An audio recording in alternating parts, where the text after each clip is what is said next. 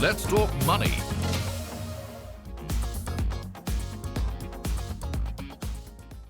Hello and welcome to a brand new edition of Let's Talk Money. I'm your host, Surabhi Upadhyay. Small and mid-cap stocks.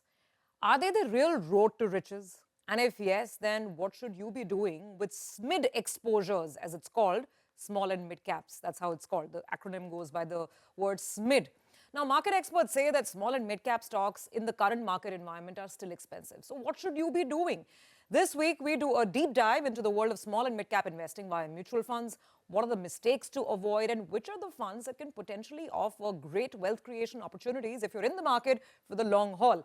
Joining me to discuss this and bring us lots of very interesting data points and analysis today is Alekh Yadav, Head of Investment Products at Sanctum Wealth. Alekh, really appreciate you joining us in the studios. Good to have you in, and I think this is your first Let's Talk Money. That's right. So welcome to the show. Thank you so much. Thanks for having me. So, this is something that we've been hearing, common narrative in the market right now is that large caps are safer, the market is correcting. So don't be overexposed to small and mid caps. The heydays after COVID are over. That's what the wise men are telling us. Why don't you give your take? How critical are small and mid cap stocks and funds in anyone's portfolio? Sure. So mid and small cap stocks are, of course, important. What happens is that there are certain sectors which are not represented by large caps. And in certain cases, the market leader itself is a mid cap and a small cap. Like for example, auto ancillaries, there'll be some companies which will be making certain parts for an auto manufacturer, and they by themselves are mid and small cap. So if you want such kind of exposure, then you have to have allocation to mid and small cap. While I agree that that mid and small caps are expensive at this point of time, and hence you may have lesser allocation to them, but some allocation at any given point of time makes sense. Okay, so let's look at some examples from history maybe, and we all know that history cannot be projected into the future. It's no guarantee for future returns. But historically, and I'm now talking about people who are planning long-term portfolios. You don't want to stress too much about 6 months ke liye ye mid-cap fund kharida, then you get out, then another one year you put your money in this small cap fund and then you get out. But for steady wealth creation, have SMIDs really delivered as a category? Sure. So if you look at last 20 years data right now, as in April 2025, if you look at 20 years data back, if you go back and look at the past 20 years data, right now mid caps have outperformed large caps, and they have in fact outperformed small caps as well. Small caps have done better than large caps also. So that's how it's been. But what happens when you look at 20-year data is that point-to-point data is that there are certain periods that can impact the returns, significantly. What is happening right now is that March 20 onwards, you've seen a big bull market for mid caps and small caps, and that's why the CAGR is also looking higher. But if you look at a long-term chart where if say you had money invested in May 2005 and you then expanded to right now, there are points of time where mid and small caps have underperformed large caps. For example, in the 2013 time period, large caps, are behind mid and small caps. If you invested money in May 2005 and you held it till August 2013, then you would have been better off in large caps. Similarly, in the COVID correction, you would have been better off during the COVID correction if you were in large caps, even if you had invested in May 2005. But right now, mid and small caps have outperformed. So market cycles many a times influence which category of market capitalization of stocks will do better. And okay, we've got some data points now which are reflecting exactly that. So what we've done is we've taken this data and we're looking at 3 different buckets, 3 different market cycles. So if you go back in time, 2005 to 2009, there was a bull bear cycle there, then 16 to 20 and now. So why don't you kind of briefly explain this to us, Alekh? So generally, mid and small caps are a little high beta. That means they tend to do better in bull markets. And as you can see here, during the 2005 to 2008, which was a big bull market for India and Asian markets generally, mid and small caps outperformed. Small caps did much better than large caps as well. But during the great correction, the GFC, which was the global financial correction, we saw that large caps fell lesser than mid and small caps. The same thing sort of got repeated in 2016 to 2020 as well. 2016 to 2018 was a very good time for mid and small cap. In fact, some of the mid-cap mutual funds and small-cap mutual funds delivered 100% type of returns. There again, large, mid and small caps outperform. But in the 2018 to March time, March 2020, which is the COVID time, they again underperform. This was a time when there was the SEBI recategorization and large cap funds were selling mid-cap stocks. And that was followed, of course, by the COVID correction. And then post-COVID, we have seen mid. So broadly speaking, what you're saying and what past track record tells us that in bull market phases, typically small and mid caps do better. Right. When the market is under the weather, when there is a correction phase going on, then typically large caps outperform. Exactly. Let's also pull up a chart. I think, yeah, there we go. We've got that chart up, which talks about long-term performance. And here in this chart, I think it's pretty evident. Here, May 2005 till April 2025, this is a 20-year period. Here, mid-caps are showing the maximum outperformance. So is it fair to say that if you're in a decent mid-cap fund for a long period of time, you will make money? Yeah. So here again, if we see, if we see the blue line, which is the large cap line, till August, till 2013, which is during that time, we can see that the blue line is ahead of mid and small caps. It's actually doing better even in the COVID time. It is actually post-COVID where mid and small caps have done better. Having said that, this is just index data. And when we look at mutual fund data, we'll see that mid-cap mutual funds and small-cap mutual funds have actually done better than the index. So that adds a little bit of alpha. Okay, so before we move on to figuring out what kind of funds will work well for us, this data also tells us that there are plenty of people who will try and time this. When the market is bullish, let's buy a mid-cap fund. When the market's bearish, sell your mid-cap funds. Right now, we've been in a bit of a challenging phase since October. So isn't this a little counterintuitive? Sure. How should you, I mean, in terms of our behavior as investors, when it comes to timing our entry and exit in mid-cap funds, what should we do and not do? So I think the best is to start with the anchor. And the anchor here could be a benchmark. Like, for example, say the total market cap of India, about 75% is large cap. 20% is mid-cap and 5% is small cap. So that's your starting universe. Depending on, your risk profile, if you're a young person, have an aggressive portfolio, then in your case, you could have like a higher amount of mid and small cap, say maybe 30 to 40% mid and small cap. If you're a conservative investor, on the other hand, you will be at a lower end, maybe 10 to 20% mid-cap, small cap. Depending on your view on the market or what you're hearing on the market, you could use these ranges. So right now, you would be closer to 30% for the aggressive investor and maybe closer to 10% for the conservative investor. If it is a market which is a little more positive, then you could be towards the higher end. But using these guardrails and using a benchmark actually helps, avoid taking too much of cash call. I'll just use one example here. So for example, in 2021, 2022 actually, mid and small caps corrected.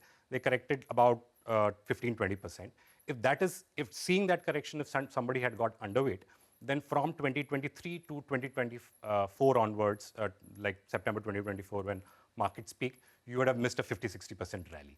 So trying to time it too narrowly is a problem, and that's why you use guardrails and use ranges to sort of do allocations for mid and small caps. So in today's environment, for a medium risk investor who's at least in the market for the next 5 years, what is the allocation you recommend? So as I said, 20% is mid cap, 5% is small cap for a general market cap. In this case, I think you should be closer to that range. Maybe 20% mid cap and 5% small cap is what you should have. Okay. So that kind of puts to rest this whole issue of how much mid-cap exposure do I need? Now the next question, I mean, you have, I don't know, and you count this, I'm not sure how many funds, but there are hundreds of mid and small cap funds in the market. There are actively managed funds. There are passive funds which are simply tracking the index. Is there a huge variance in the performance? There is variance. While over a 10-year period, that variance may look small, but if you do an absolute number, then it comes down to a lot. For example, if you look at the last 10 years return, then the top quartile fund is delivered about 16.9%, while the bottom quartile, which is the last 25 percentage of the funds, they've delivered about 14.6. So that's a difference about 2.3. But if you do it over a 10-year period, that's a 25% absolute return difference. So it's a difference between 1.1 crore versus 1.25 crores. That's a significant amount, And when you extrapolate it to 15 years, that 2% becomes 30%. Yeah, I don't want my fund to be underperforming my friend's fund by 25%. That's Definitely right. not. That's right. And for small caps, what's the variance you said? That's actually even more. So for small caps, in a 10-year time horizon, the difference between top quartile and the bottom quartile is almost 4%. So that if you do over a 10-year period, that's almost 50% difference. 50% difference? Yes. Over a 10-year period? Over a 10-year period. In a fund that Alekh might have and the one that I might have? Yes. Okay, we don't want to be in underperforming funds. Yes. So where do we start? Yeah, so I think the starting point is similar to any other fund. You first look at who the fund manager is. The fund manager becomes even more relevant in a mid and small cap environment, because what happens is that the skill set that you require for a large cap investment is very different from small cap and mid cap investment. Also, there is little coverage in terms of information and data. So the fund manager should have the expertise to have done mid and small cap investing over a longer period of time. So that's, I think, the first starting point, fund manager having relevant experience and relevant mid and small cap experience. That's one. The other very relevant point right now is this fund size. And SEBI has also sort of come out with the whole liquidity framework for mid and small caps. So there, you don't want a very large fund when it comes to mid and small caps. What can happen there is that, for example, if it's a 20,000 crore fund and you want 1% allocation, 1% of that has to be allocated to a company, that comes to about 200 crores. And some of these small cap companies, maybe 3,000-4,000 crores in market cap. Free float would be lesser, so maybe 1,000 crores of free float. Out of that, if a fund is buying 200 crores worth of that company, that means 20% of the free float is with one manager. Now, if he needs to sell it, then that can become a challenge. So fund size is also quite relevant when it comes to large and mid, when it comes to mid and small cap. Then, of course, the other things like consistency of fund. You want a fund which is consistent over a period of time. You don't want somebody who's top and then falls down. That's anyway common with any typical fund that you will look at. And then, so these are, the few things that one would look at. Fund manager, fund size, and, consistency of past returns is what is relevant when it comes to mid and small cap. All right, I think, very worthwhile points to keep in mind when you're deciding on which mid-cap fund and small-cap fund to pick. We will take a very quick break, but after the break, we get down to the specifics now in terms of some examples, some funds that you can work with, fund houses that have had a good track record when it comes to small and mid-cap investing. We'll discuss the details after this short break.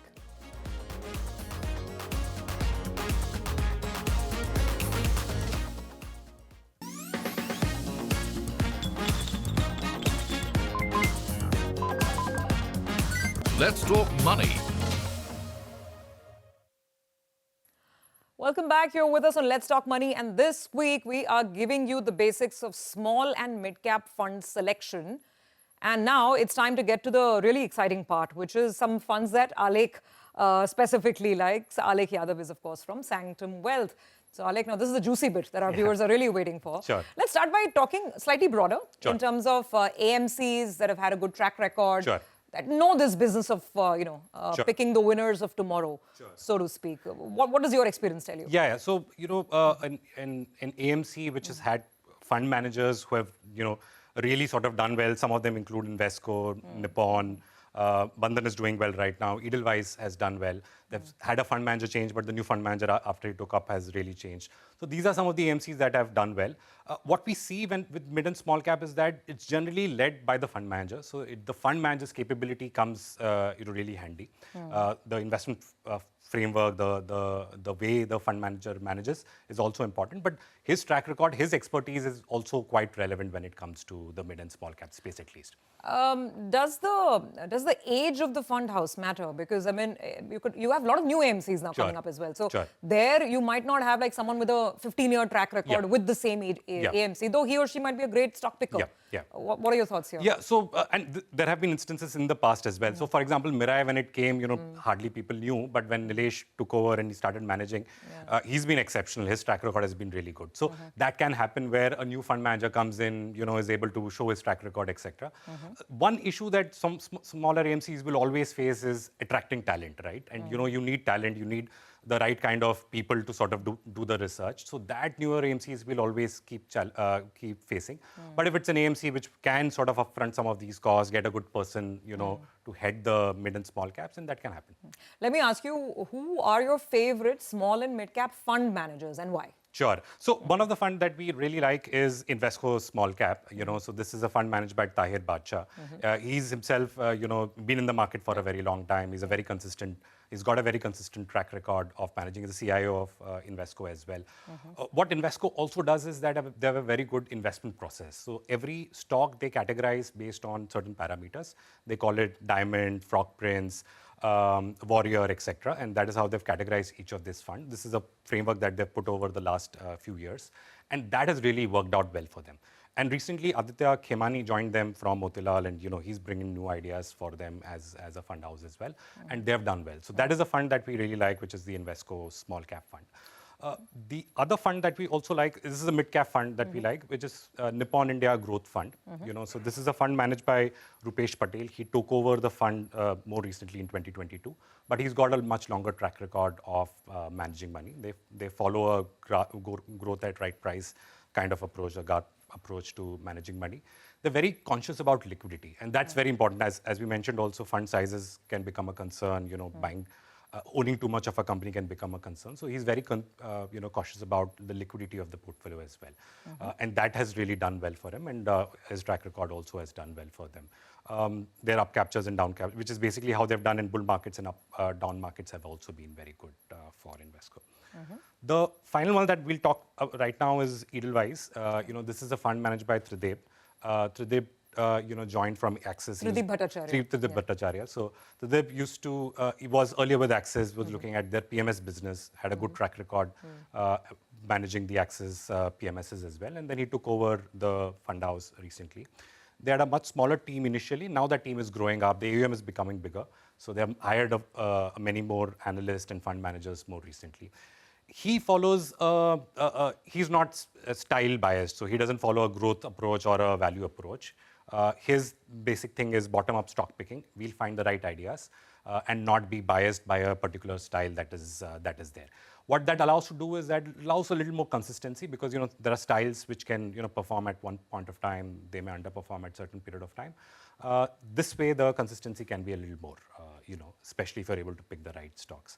And he's again very cautious about liquidity in his portfolio. Doesn't take macro calls, doesn't take cash calls, etc. And that is done really well for the. Okay, so let's recap the fund names and the fund managers, all the three. So we started with Invesco Small Cap. This is managed by Tahir Badshah. He's the CIO of Invesco, and that's the fund that we choose in the small cap bucket. In the mid cap, we have Nippon India Growth Fund. This is the mid cap fund managed by Rupesh Patel. So that's the pick there. And then finally, we have Edel Wise Mid Cap Fund, which is by Trideb Bhattacharya. So this is the third fund. 2 mid cap fund ideas and one small cap fund ideas. Now. Got it. Great. Thank you very much.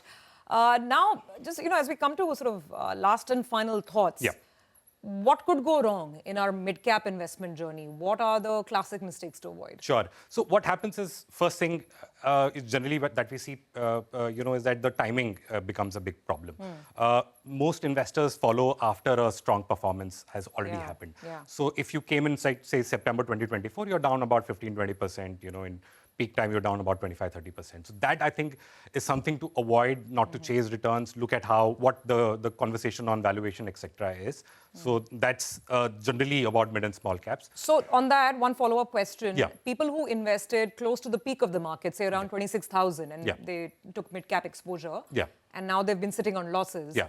Would you recommend that they should remain invested and ride this out? Or a lot of them would be thinking, should I just take the hit and maybe invest afresh later? Yeah, it depends on how much amount of mid and small cap you have also, right? If you end up, like we talked about earlier, 20-25% mid small is the overall allocation amongst the market cap. Now, if you are at 50-60%, then of course you need to cut down. You need to bring it down. But if you're on the lower end, then stick with it. Okay. What we have seen, as we saw the data as well, over longer periods, mid and small caps tend to do well. And that's what one should look at. Depends on overall allocation that you have in your portfolio. So mistake number one, which you have to avoid, is trying to time your entry and exit in mid-cap funds. What else? Yeah, the other thing is that, this thing, you also can end up choosing the fund which is the most best performing fund, and you end up just buying that. What you should also look at consistency of returns, and that's something that we spoke about earlier. You don't want a fund which was quartile 4 earlier, now became quartile 1, and probably could become quartile 4. If the fund manager has been able to even achieve, say, quartile 2 on a continuous basis, then that is a more consistent fund. That should be chosen over a fund which keeps switching between quartiles. Okay, all right. So don't go for the flash in the pan kind of stars. Stay with consistency. Got that point. Finally, the active versus passive debate. Sure. Because what we saw as the market was peaking around September, October, Yeah. a lot of index funds got Yeah. launched as well Yeah. last year, right? We had funds on the small cap index, Yeah. on the mid cap index. We had funds based on several factors like momentum, mid cap plus momentum, etc. Things like Sure. that. What is your take on such formats of passive mid and small cap investing? Sure. So when we look at the data when it comes to the mid-cap funds outperformance, almost 60% of the time, mid and small cap funds have outperformed benchmark, which is a decent outcome. For large cap, it is less than 50%. So less than one and a half fund outperform benchmark consistently. Here, over a 5-year period, almost 60-70% funds outperform benchmark. That's one. The other thing is almost 70% times they've outperformed benchmarks on a rolling return basis. So if you look at last 20 years data and do a 7-year time horizon, any 7 year that you have taken, 70% of the times median mid-cap funds have outperformed benchmark and delivered an alpha of about 1-2% over the benchmark, which is decent. Large cap, that number is very poor. In small caps, it's even better. In small caps, almost 95% times funds outperform benchmark. There the outperformance is almost like 4-5%. That's a pretty high outperformance ratios or numbers that you're talking about. Sure. That in small caps is as much as you're saying 70% plus Yes. of the median funds, or is it 90%? 90% plus for small caps. 90% of the times, Yes. a median sort of range of small cap funds will outperform the small cap index. That's right. And on average by 5%. Okay, so the outperformance can be as much as 5%, which again, if you're compounding over long periods, is going to add up to a sizable difference. That's right.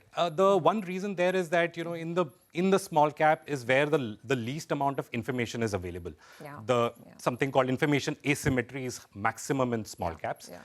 And there is lesser research that is happening from sell side and other people as well. FIIs are also less invested. So that's where the fund manager's skill can really come out and he can find gems, and that is what people have done in the past. Okay, so that makes a lot of sense. Look for good, fund managers who know how to pick those mega stars or future multiplier stars, so to speak, and then look at active investing when it comes to small and mid caps. All right, final word, Alekh. Any final advice or tips for our viewers before we wrap up? Yeah, so I think it's always about asset allocation. It's always about having frameworks. So as we said, there should be a guardrail of how much of mid and small cap you should have.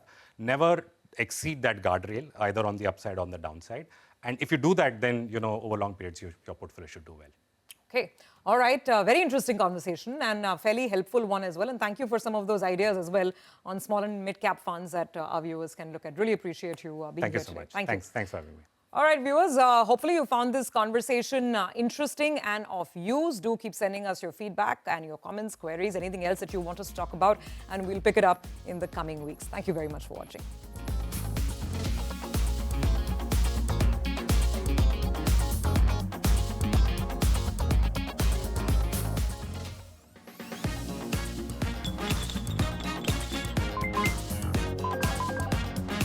Let's talk money.